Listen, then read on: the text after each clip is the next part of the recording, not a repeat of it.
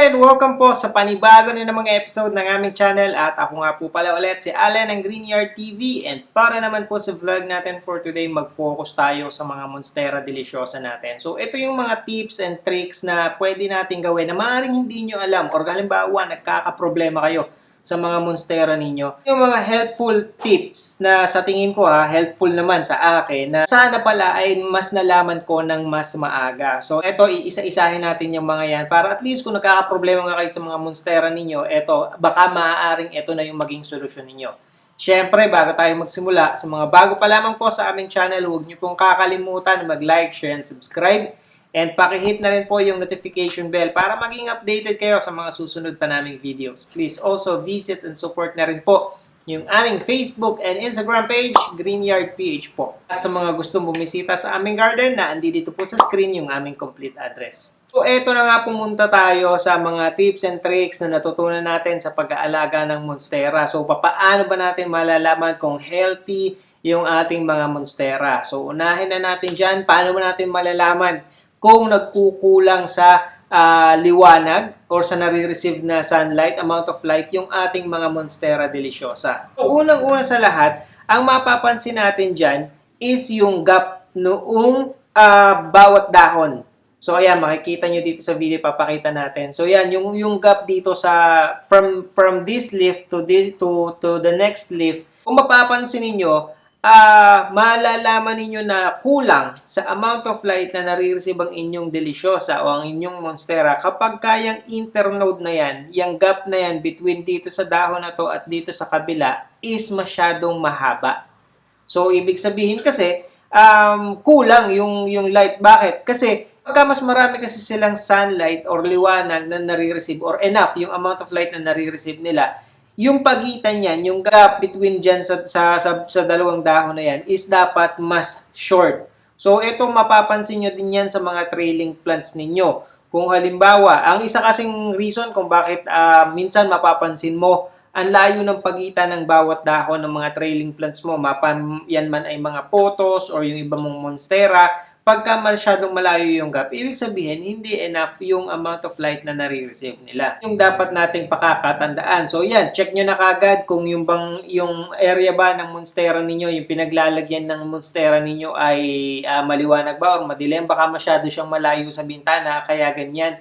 Or kaya masyadong mahahaba yung internode na yan. Isa pang manonotice mo sa mga Monstera mo, kapag mapapansin mo na lack of light sila, is kapag slow growing sila. Most of the time naman itong mga Monstera Deliciosa is hindi naman ganun dapat katagal bago siya makapag-provide ng newer leaf. Kita nyo kagad yung malaking pagbabago sa Monstera ninyo kapag halimbawa, yun nga, from low light na area, inilipat mo siya sa mas maliwanag, makikita mo kagad na yun, mas mabilis siya makakapag-provide ng panibagong dahon. Kasi nga, magiging maiksi lamang yung gap. Kapag yung gap niyan ay sabihin na natin yung difference nga ng isang dahon sa kasumunod ay singlaki or kaya mong ipasok yung buong kamay mo na yung isang sign na kulang talaga siya sa liwanag. Pagdating naman sa mga liwanag, don't worry kung halimbawa tinatamaan sila ng morning sunlight. I think tolerable naman or kaya naman nila yon. Pero huwag niyong bibiglain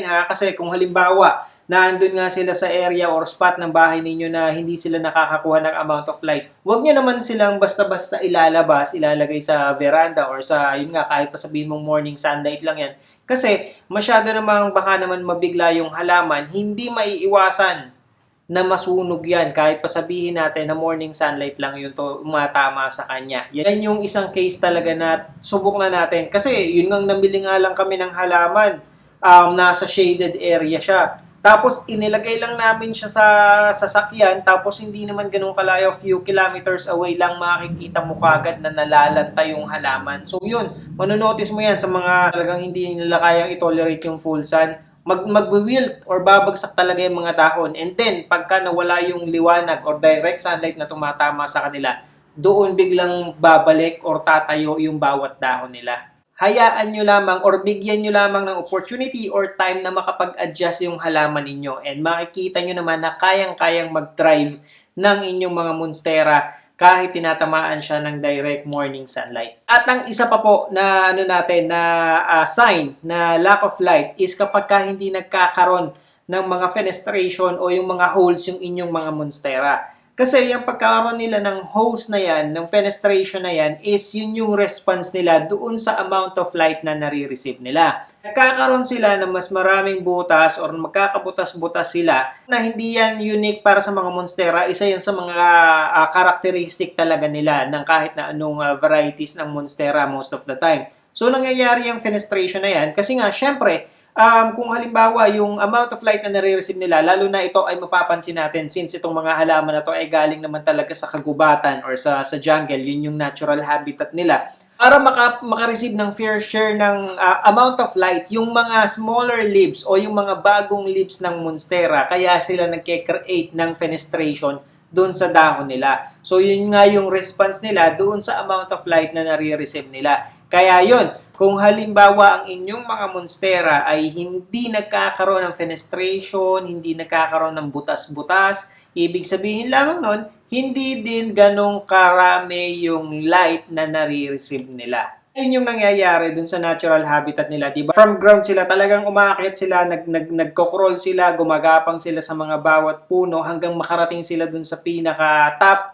And then yung mga dahon na yon, since nakakakuha sila ng amount of light o yung direct sunlight, doon mas dumadami yung butas ng ating mga Monstera deliciosa. Further nga, doon sa mga smaller leaves nila or doon sa newer leaves nila, makakuha din ng enough na amount ng sunlight. And pansinin nyo, yung mga monstera ninyo kapag ka nasa mga shaded or madidilim na lugar, mapapansin nyo, slow grower, pagkatapos yung bago niyang dahon, ang tagal bago magkabutas-butas.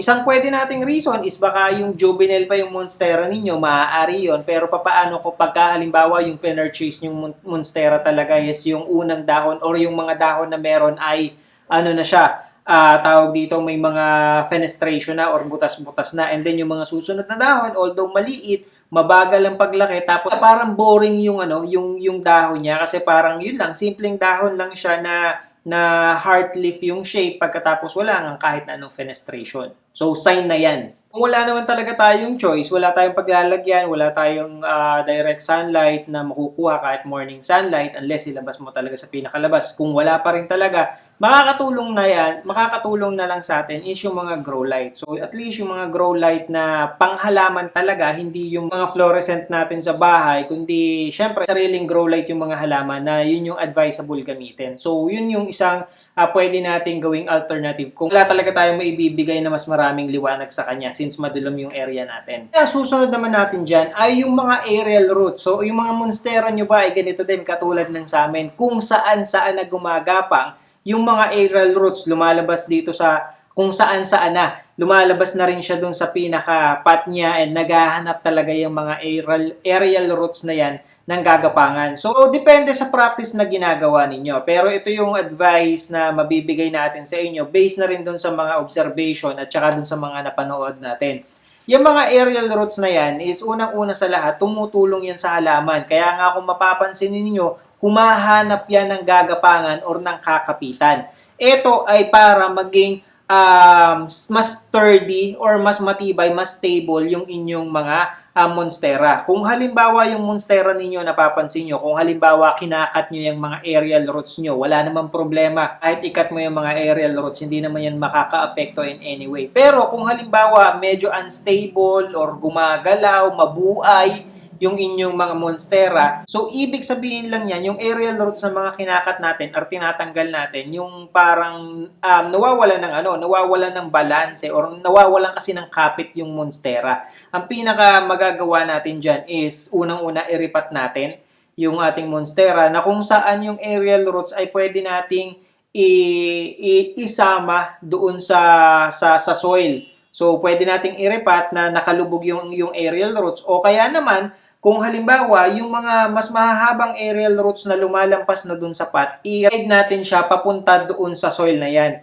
For that fact, makikita nyo yung difference kagad nitong monstera na ganun yung ginawa ninyo na i-direct nyo or i-guide ninyo pabalik dun sa soil yung aerial roots na lumalabas na pair mo dun sa mga aerial roots na ginupit natin. So, or di kaya naman, minsan kasi mahirap eh. Ang mga monstera kasi hindi yan upright ang position yan. Katulad nitong monstera deliciosa namin na naandito sa loob ng bahay, makikita nyo, masyado nang maano yung space na kinakain niya. Masyado nang malaki kasi nga palapad siya, and yung mga aerial roots naghahanap talaga yan ng gagapangan. And kung nasa loob yan ng bahay, malaking problem yan kapag dumikit doon sa mga wall ninyo dahil sigurado, napakakapit kasi ng mga to. Subok na natin yan. Mapa itong Adansonii ay natin, yung mga monstera na iba natin. Kapag kaya ay kumapit, even yung mga photos, kapag kaya ay kumapit sa wall, lalo na kapag sa loob ng bahay, maghanda na kayo ng pang-repaint ninyo dahil siguradong pagka tinanggal nyo yung mga aerial roots na nakadikit na sa wall nyo,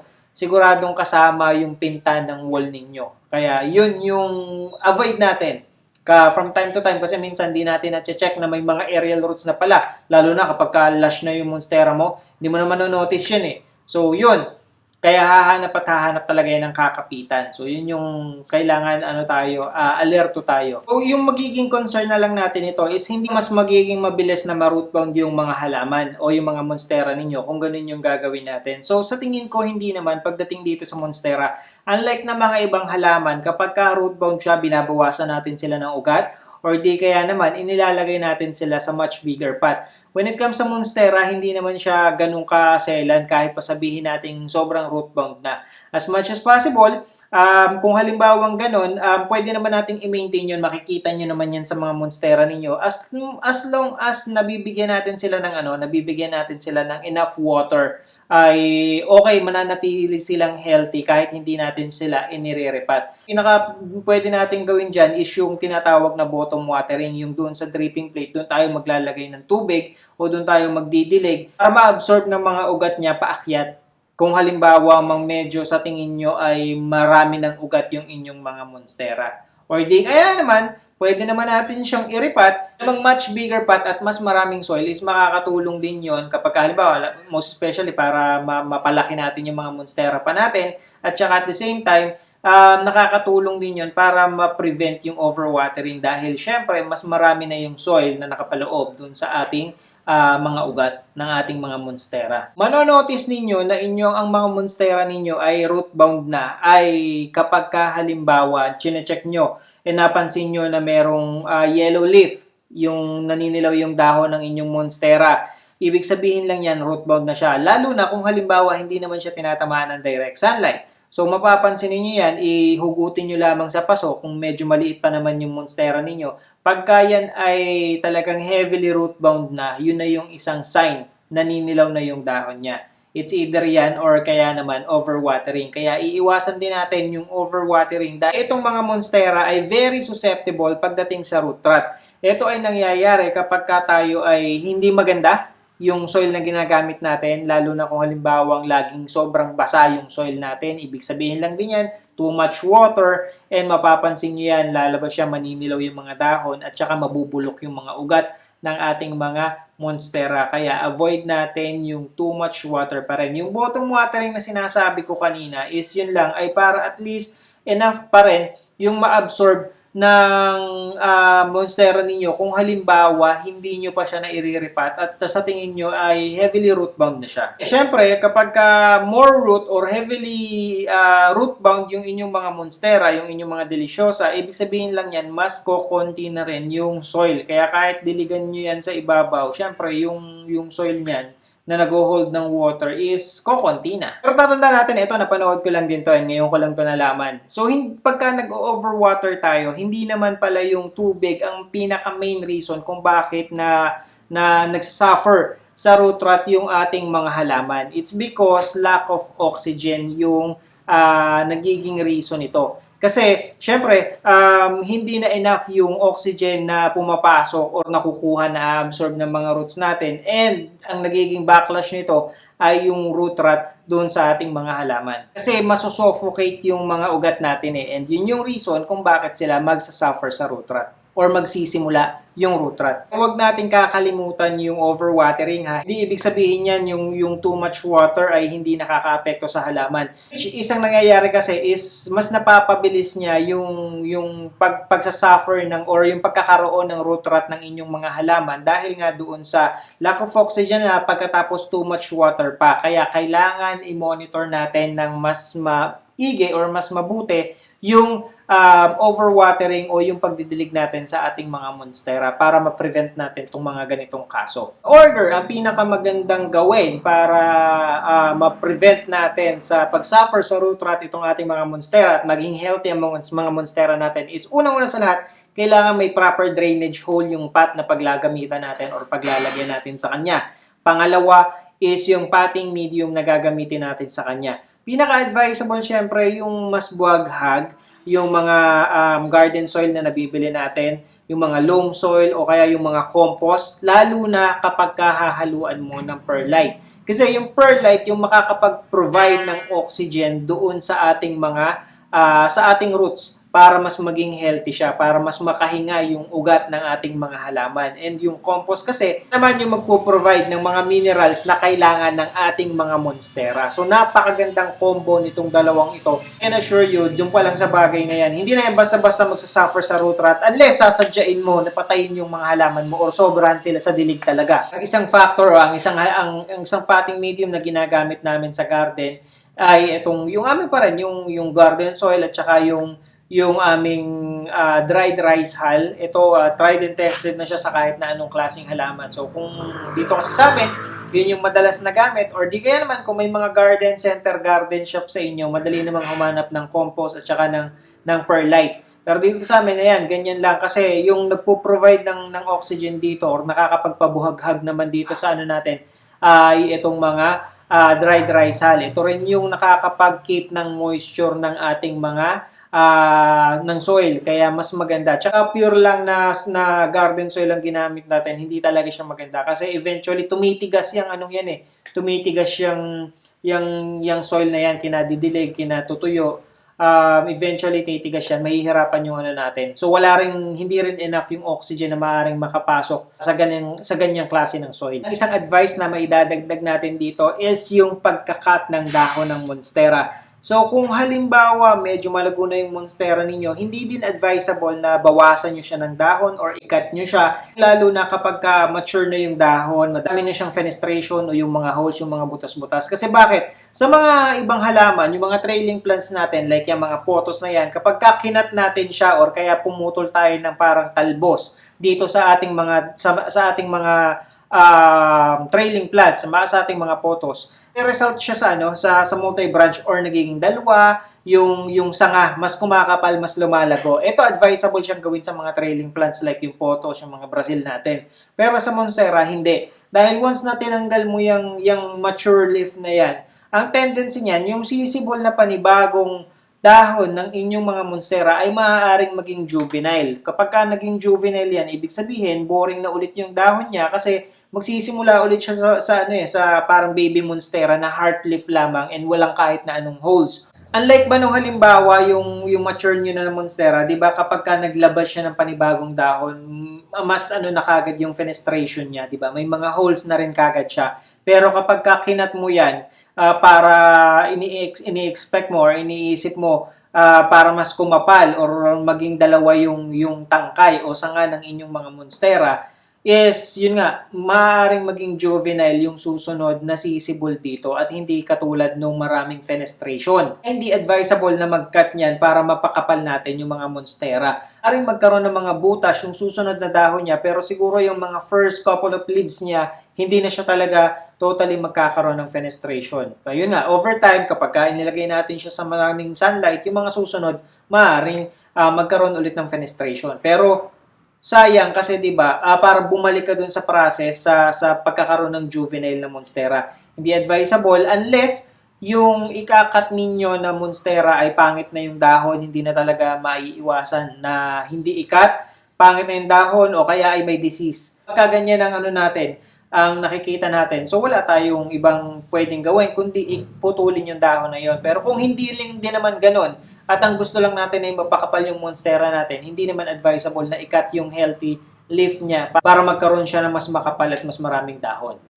So, yun lamang po. I hope nakatulong at nag-enjoy kayo sa panonood ng video na to. And again, sa mga bago pa lamang po sa aming channel, huwag niyo pong kakalimutan na mag-like, share, and subscribe. And pakihit na rin po yung notification bell para maging updated kayo sa mga susunod pa naming videos. Please also visit and support na rin po yung aming Facebook and Instagram page, GreenYardPH. Magkita-kita po ulit tayo sa susunod na episode ng GreenYard TV and thank you for watching.